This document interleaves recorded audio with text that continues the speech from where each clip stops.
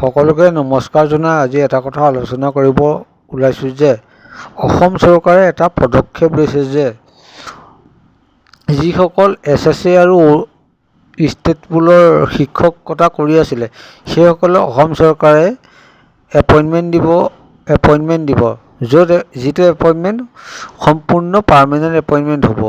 কিন্তু ইয়াতে এটা প্ৰশ্ন উদয় হৈছে যে যিসকল NIS আৰু ODL প্ৰাৰ্থী আছিলে অলৰেডি তেখেতলোকক এপইণ্টমেণ্ট অসম চৰকাৰে দি দিব।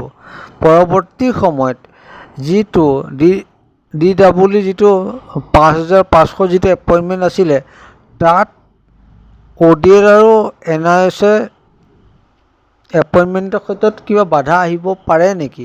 কিন্তু এই ক্ষেত্ৰত মোৰ মতে কোনো বাধা আহিব নোৱাৰে, কিয়নো অলৰেডি NIS আৰু ODLৰ যিখিনি শিক্ষকতা আছিলে তেখেতলোকক এপইণ্টমেণ্ট দি দিলে।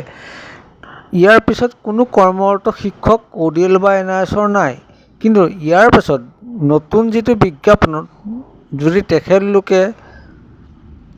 তেখেতলোকে চাকৰিৰ কাৰণে বা চাকৰি পাবৰ কাৰণে যদি অসম চৰকাৰৰ বিৰুদ্ধে কিবা পদক্ষেপ লয় তাত তেখেতলোক নিজে ফচিব, কিয়নো অসম চৰকাৰে অলৰেডি NIS আৰু ODLক এপইণ্টমেণ্ট দিলে। সেই সময় NIS আৰু ODL কোন আছিলে? ষ্টেট পুলৰ শিক্ষক আৰু SSC শিক্ষক। অলৰেডি এতিয়া এপইণ্টমেণ্ট সম্পূৰ্ণ হৈ যাব। ইয়াৰ পিছততো ষ্টেট পুল আৰু ODLৰ শিক্ষকৰ এপইণ্টমেণ্ট হোৱাৰ পিছততো NIS আৰু ODLৰ কোনো কথাই নাহে। কিন্তু এটা কথা ইয়াতে উল্লেখ কৰিব লাগিব যে ইয়াৰ পিছত যিসকলে এপইণ্টমেণ্ট পাবৰ কাৰণে আবেদন কৰিব সেইসকলতো সম্পূৰ্ণ ভুৱা শিক্ষক হ'ব। তেখেতলোকে হয়তো ডাইচ কোড কিনি লৈ শিক্ষকতা কৰিব বা তেখেতলোকে কোনোদিন কোনো স্কুলৰ শিক্ষকতা নকৰাকৈ অসম চৰকাৰক প্ৰেছাৰ দি থাকিব পাৰে বা DWক প্ৰেছাৰ দি থাকিব পাৰে।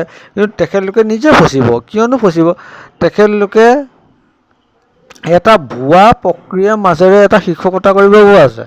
এই ভুৱা প্ৰক্ৰিয়াৰ মাজেৰে শিক্ষকতা কৰিব লোৱাসকলে সম্পূৰ্ণ ফচিব। ইয়াকে কৈ মই ধন্যবাদ জনাইছোঁ।